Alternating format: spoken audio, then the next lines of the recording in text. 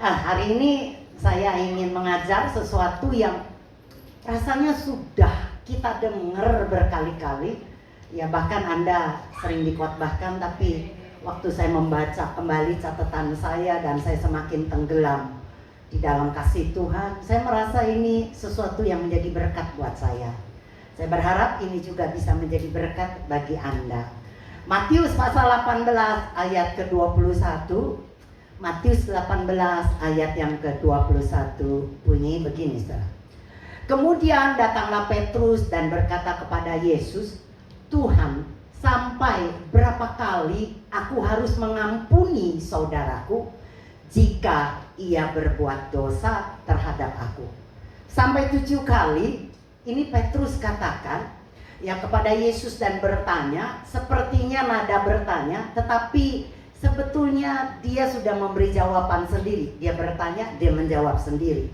Dia bilang, berapa kali aku harus mengampuni orang yang bersalah kepadaku? 7 kali ya. Mengapa memakai kata angka 7? Saudara harus mengerti, bagi orang Yahudi Israel itu angka 7 adalah sebuah angka yang sakral, angka yang sempurna. Dan kita membaca di Alkitab angka 7 itu seringkali ditemukan. Tuhan menciptakan 7 hari. Kemudian ada 7 hari raya orang Yahudi, di antaranya Paskah, ya, hari Pentakosta dan sebagainya. Juga kalau kita membaca di kitab Wahyu ada 7 surat kepada jemaat yang ada, saudara, di dalam kitab Wahyu itu. Tiatira, Efesus, Pergamus dan sebagainya, ada 7 surat. Juga di dalam Wahyu ada 7 meterai, 7 sangkakala, 7 cawan. Ada banyak angka 7 yang dipakai di dalam Alkitab. Jadi artinya Petrus pikir dia sangat pinter. Dia berkata angka 7 itu angka yang sempurna. Yesus berkata kepadanya, bukan, aku berkata kepadamu, bukan sampai 7 kali, melainkan sampai berapa, saudara? 70 kali 7 kali. Nah menarik, 70 kali 7. Coba kok ahau, 70 apa ini maksudnya? Ya coba kita belajar lebih mendalam. Tiap Pak Beni lakukan salah, misal saya hitung nih, Pak Beni udah salah sama saya 1, 2, 3, oh 490. Yang keempat 91 saya berhak marah ya Bu ya. Apa seperti itu? Coba kita lihat lagi ya. Atau coba 490 atau 490 dari 70 kali 490 kali. Kan tadi ada kata kali, dikaliin 7. Ini lebih gede, 3.430. Ya kita mengampuni orang yang bersalah 3.430. Bisa nggak ya? Kayaknya kalau hidup suami istri sih bisa kali ya, sampai melakukan kesalahan 3.000 ya. Apalagi yang udah kawin lama nih Sur ya. Salahnya sekali aja 10 tahun. Oh sehari bikin salah dia aja 10 tahun, 11 tahun ini kemudian kita tidak lagi mengampuni gitu ya.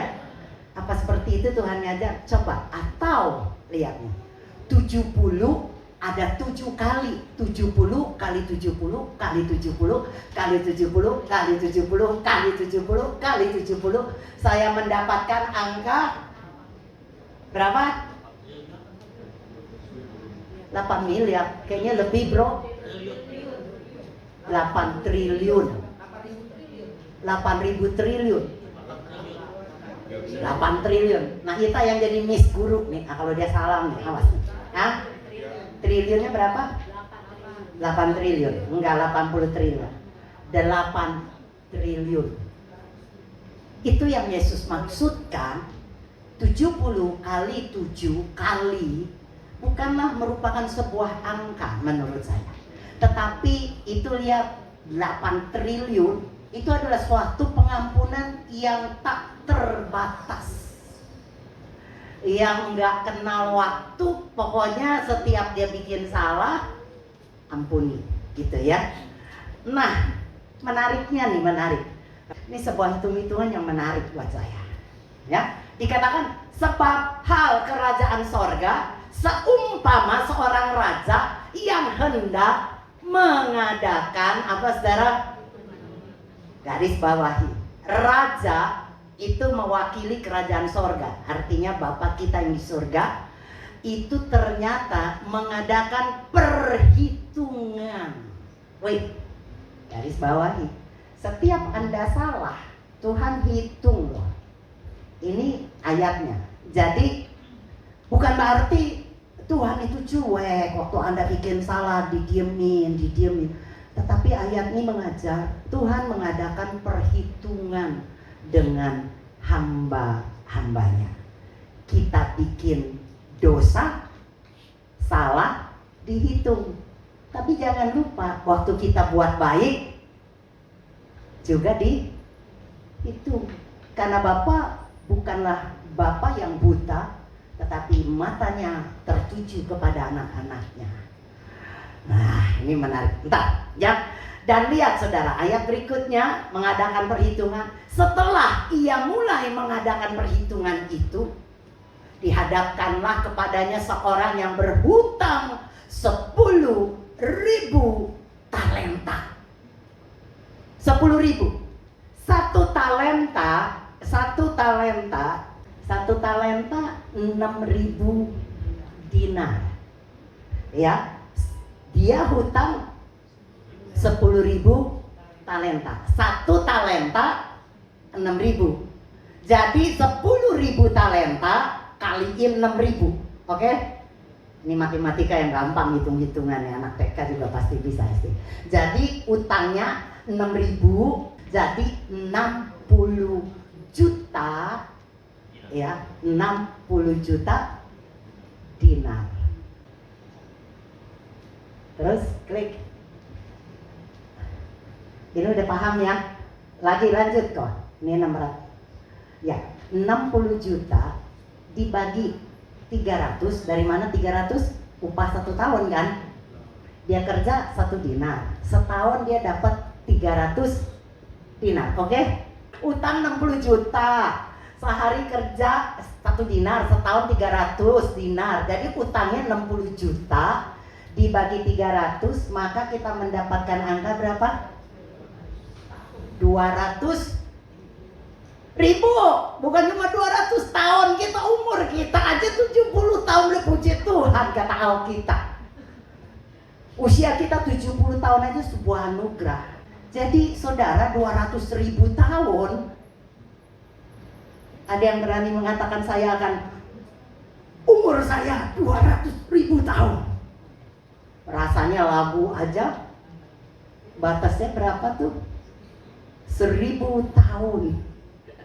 Alkitab mengatakan 70 tahun. Jadi mungkin nggak bayar utangnya 10 talenta ini dengan dia kerja mati-matian tiap hari dia harus kerja, dia butuh 200.000 tahun untuk melunasi hutangnya. Itu namanya mustahil. Gajah naik becak. Amin. Nggak mungkin. Oke? Karena nggak mungkin kita bisa berusia sebegitu banyak.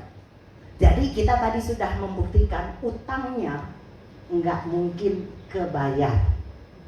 Ya. Dan apa yang terjadi? Kita kembali coba lihat di dalam Matius 18 ayat 25. Setelah raja itu mulai mengadakan, ayat 25, tapi karena orang itu tidak mampu melunasi hutangnya, raja, Bapa yang mewakili kerajaan surga tahu ini orang nggak mungkin lunasi hutangnya. Katakan amin. Raja itu memerintahkan supaya ia dijual beserta anak istrinya dan segala miliknya untuk pembayar hutangnya. Anda dan saya punya hutang dosa itu bisa terbayar. Kalau Bapak kita di surga hitung-hitungan, dia bilang enggak mampu lu bayar. Kalau gitu jual, bukan saja kamu, tapi istri, anak-anak, bahkan harta yang kamu punyai, itu jual untuk membayar hutangnya. Anda paham Anda adalah orang yang berdosa? nggak sanggup bayar hutang kita kepada Bapak kita? Katakan amin. Kerja keras, pelayanan, pemberian, puasa, doa, apapun yang Anda kerjakan untuk membayar utang kita kepada Bapak. Bapak bilang nggak bisa, nah, nggak akan cukup, nggak mampu kamu lunasi hutang dosa. Biarpun engkau dijual, suami, istri, anak, harta benda itu dijual untuk lunasi hutangmu. Artinya kita gila-gilaan melayani Tuhan dengan segala cara, dengan segala daya upaya, sampai jungkir balik, sampai tiarap. Tuhan bilang enggak mampu engkau bayar utangmu dengan perbuatanmu, karena terlalu besar. Betapa kita adalah orang yang berhutang kepada Bapa kita atas dosa-dosa kita. Makanya kita bersyukur, nggak pernah habis syukur-syukurnya Tuhan melepaskan, membebaskan, melunasi hutang Anda yang nggak mungkin Anda bisa lunasi. Lihat ini, tetapi karena orang itu tidak mampu melunaskan hutangnya, raja itu memerintahkan, ya dijual. Lanjut ayat berikutnya. Maka sujudlah hamba itu menyembah dia, katanya, sabar, sabar, sabar, segala hutangku akan kulunasi. Bisa nggak saudara? No. Ayat berikutnya. Lalu tergeraklah hati raja itu. Orang ini berkata, aku akan lunasi, aku akan bayar. Tapi Bapak sudah hitung-hitungin, utangnya nggak mungkin mampu dibayar. Katakan amin. Dia tahu nggak mungkin terbayar, maka tergeraklah hatinya oleh belas kasihan kepada Anda, kepada saya. Maka hutang saya yang begitu besar, yang begitu banyak, yang nggak mungkin saya bayar dengan pelayanan, dengan perbuatan baik, dengan harta, dengan talenta, dengan kemampuan saya, nggak bisa. Maka Bapak berbelas kasihan dan Dia membebaskan dan menghapuskan apa saudara? Hutangnya. Itulah kasih karunia. Amin. Bukan dengan perbuatan, bukan dengan usaha, tetapi karena belas kasihannya. Dia lepaskan, dia bebaskan Anda, dia berikan pengampunan, dia berikan saudara anugerah keselamatan. Itu semata-mata karena anugerah. Katakan amin. Nggak akan terbayar dengan perbuatan Anda apapun, kecuali anugerah, belas kasihan Bapa, kesetnya. Amin. Nah lihat saudara, tapi apa yang terjadi? Ya, udah dilepasin, udah dah sampai Tuhan mati buat kita. Tapi apa yang terjadi nih kisah ini? Ayat selanjutnya, ayat yang ke-28.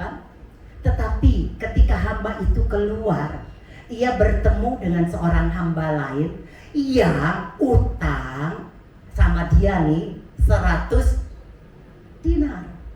Ia menangkap dan mencekik kawannya itu, katanya, bayar utangmu. Dia hutang kepada raja, hutang kepada bapak, nggak sanggup dia bayar karena 60 juta dinar.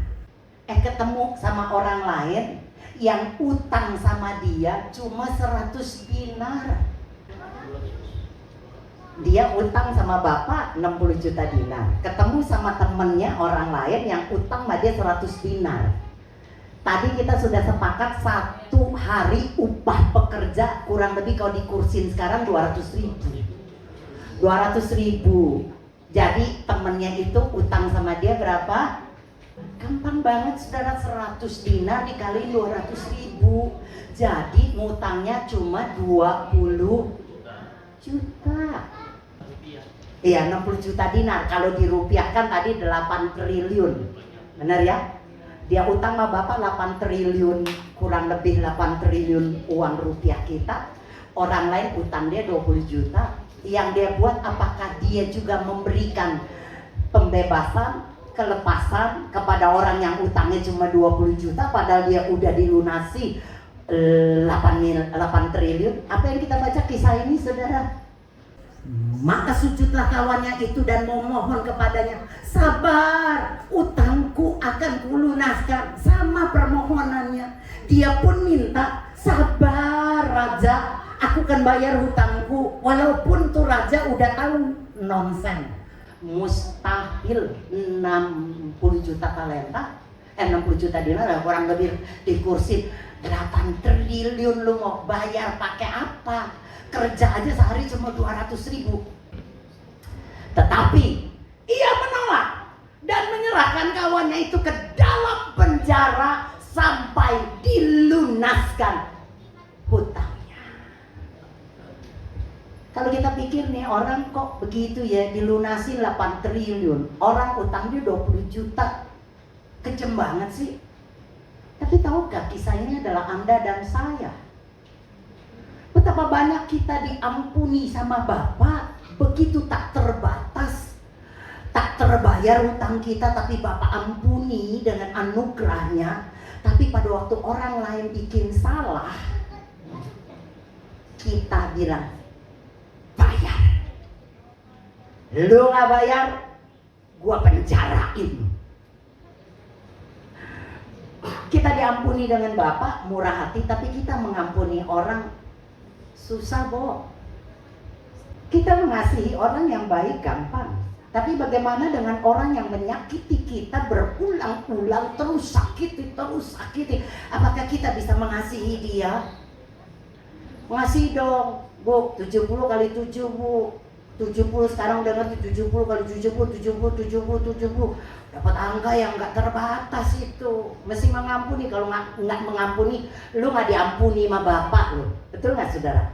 Ayat itu seringkali dipakai sama seorang hamba Tuhan yang khotbah. Ya termasuk saya dulu, saudara, dan juga dikatakan begitu sama teman saya yang pendeta. Kalau lu nggak bisa mengampuni, Bapakmu tidak bisa mengampuni kamu. Oh gitu ya? Kok susah deh ngampuni orang itu, pahit banget. Ya lu nggak bisa, nggak masuk surga. Waduh, cilaka 12, saudara tahu, cilaka 12. Bagaimana mungkin saya nggak bisa masuk surga gara-gara nggak bisa mengampuni seseorang? Wah, takutnya bukan main, saudara. Ya itulah kita. Dan apa yang terjadi, saudara? Orang ini marah sampai di penjara.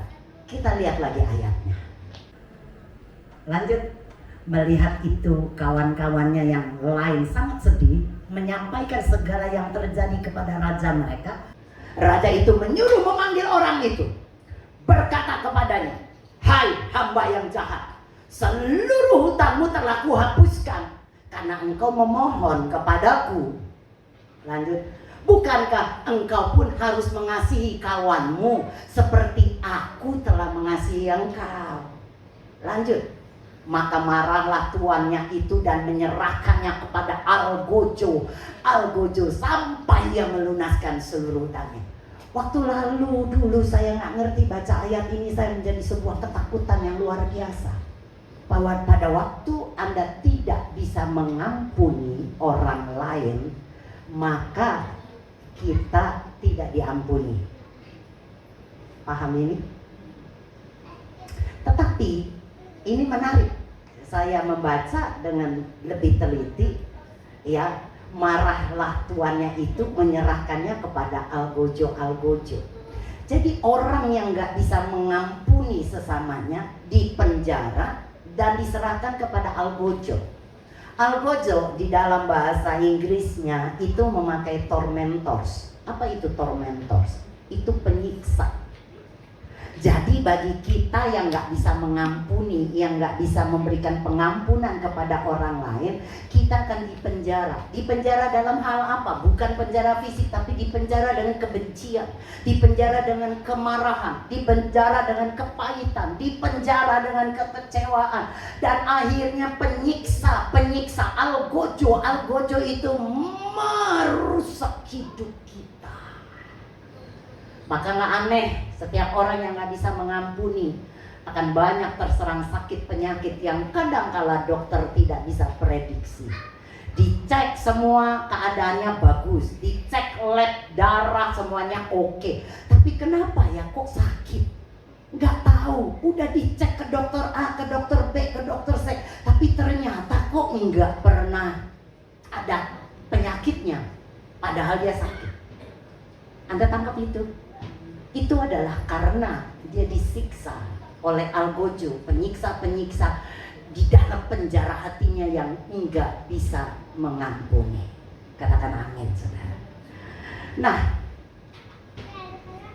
pengampunan, apa yang kita mesti buat tuh? Jadi kita kan harus mengampuni. Setuju, saudara? Setuju ya? Kalau enggak kita akan disiksa dengan kebencian, kemarahan, dan kita dipenjara dengan kepahitan, sakit, penyakit, disiksa sama algojo nggak enak, saudara. Percaya sama saya. Jadi sebetulnya pengampunan yang pertama yang mendapatkan faedah bukanlah orang yang bersalah kepada kita, tetapi pengampunan harus kita berikan itu karena berguna bagi diri kita sendiri. Kita nggak mau dipenjara, kita nggak mau disiksa, kita nggak mau terima algojo yang nyiksa kita. Makanya kita harus memberikan pengampunan. Katakan amin.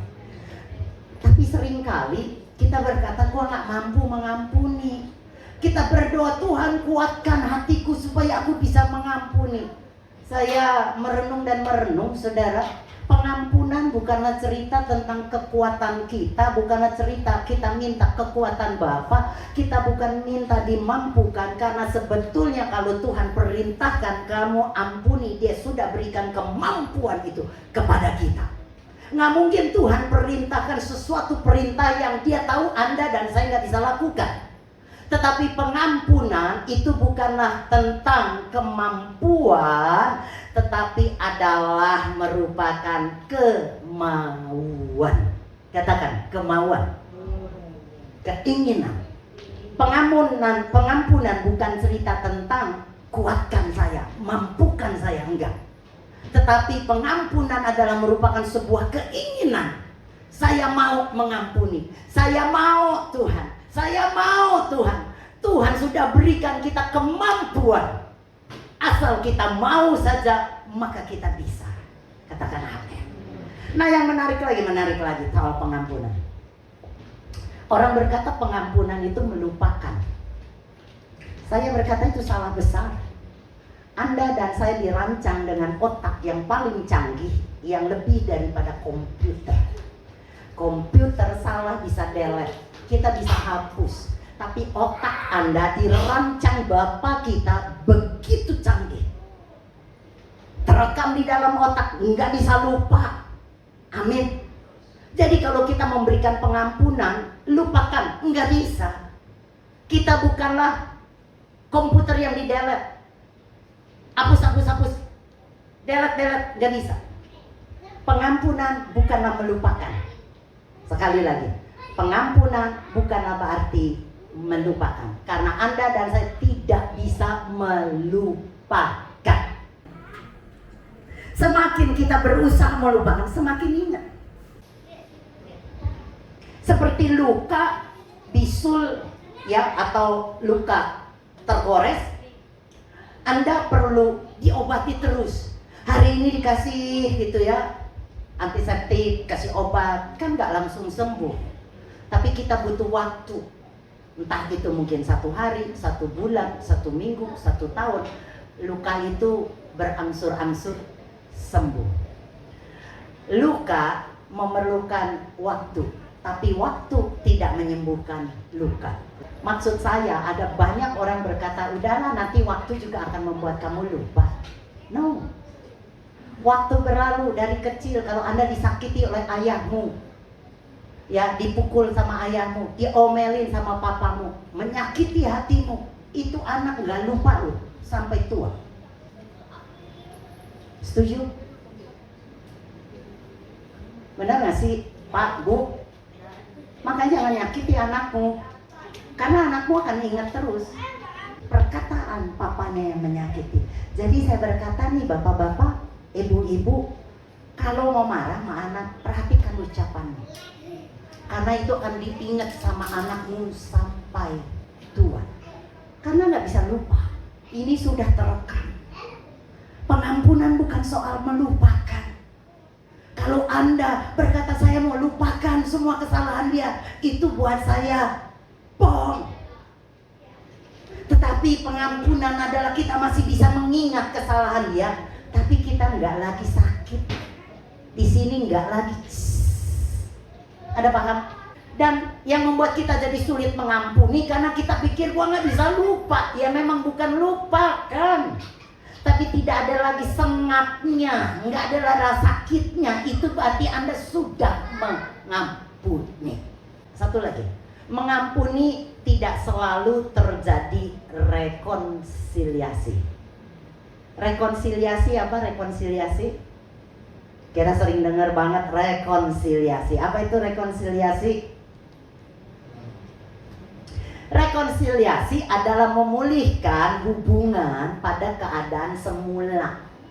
Kita damai yuk, damai, jadi kembali lagi hubungan gitu ya. Pengampunan tidaklah selalu rekonsiliasi. Pengampunan bukanlah selalu terjadi rekonsiliasi. Karena kita masih mengingat, kita tidak bisa melupakan. Mungkin hubungan kita tidaklah bisa normal seperti dulu. Oke? Anggap saudara, nggak bisa lagi saudara bersatu. Kenapa? Karena rekonsiliasi bukanlah satu pihak.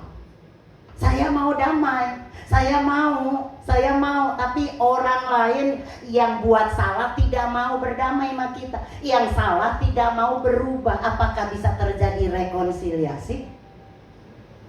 Jawab sendiri, saudara. Kita musuh sama temen deh. Ya, dia utang sama kita, misalnya dia tipu kita. Berapa ya bro? Kira-kira bro, yang bikin kamu nyet gitu, dia ngutang sama kamu berapa duit bro? Bikin kamu tuh nyet 100 juta, 1 miliar, nih misal. Anggap deh yang normalnya 100 juta ya, 1 miliar saya juga duitnya nggak punya saudara. 100 juta, itu temen utang sama kita 100 juta. Terus terjadi kita pengampunan, kita kan marah nih, dasar orang aja gua ditipu. Tapi kita dengar firman, yaudah deh ngampunin. Kita berkata gua mau ngampunin deh gitu ya. Tapi orang itu tidak berubah. Orang itu tidak melakukan pertobatan istilah kita. Apakah bisa terjadi rekonsiliasi? Bisa. Pulih hubungannya seperti dulu, dimana kalau ketemu dia kali ya bro kita tas puk. Apa bisa kembali seperti itu setelah dia menipu kita, setelah dia menyakiti kita? Apakah terjadi rekonsiliasi? Jujur saudara. Kalau udah dibayar pun juga tetap akan. Udah dibayar aja kita masih dendam ya, apalagi dia nggak bayar. Bro, kalau firman dulu Taurat, neraka lu. Kan nggak boleh. Kalau lu nggak ngampuni, bapakmu tidak mengampuni. Ayo, gimana ampuni dong bro? Ampuni tapi nggak bisa rekonsiliasi dong. Ya kagak bisa. Kata Tuhan lu nggak bisa rekonsiliasi, aku juga nggak rekonsiliasi. Zaman dulu nih. Betapa menakutkan kan? Kalau Anda mendengarkan hukum Taurat, membuat kita akan jadi sakit kepala saudara. Karena kita dituntut. Kita berkata nggak bisa. Dia nggak mau tobat, bagaimana gue bisa rekonsiliasi? Atau lebih parah lagi, orang yang kita benci karena melakukan kesalahan udah mati, meninggal. Bagaimana bisa pulih? Bagaimana bisa rekonsiliasi? Walaupun kita ke kuburannya dan berkata, bro gue ampuni, nggak bisa terjadi rekonsiliasi karena dia sudah meninggal. Jadi pengampunan bukanlah rekonsiliasi. Amin. Tetapi pengampunan itu dari pihak kita. Dia mau bertobat, dia nggak bertobat, dari pihak saya mengampuni. Jadi apa itu mengampuni? Dikit lagi saudara. Mengampuni artinya merelakan. Katakan mengampuni, merelakan. Mengampuni, merelakan. Merelakan, ya kita tidak bisa berusaha mengubah orang itu. Dia memang penipu.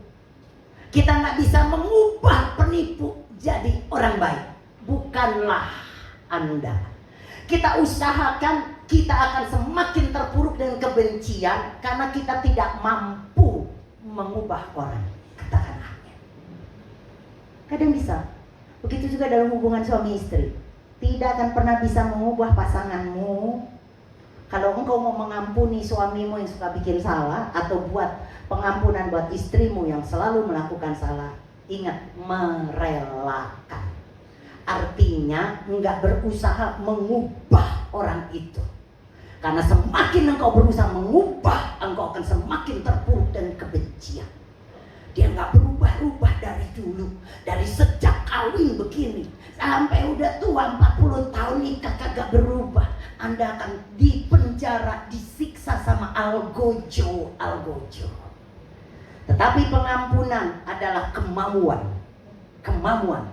Gua mau ampuni. Soal terjadi rekonsiliasi, soal jadi dia bisa berubah atau tidak, itu bukan urusanmu.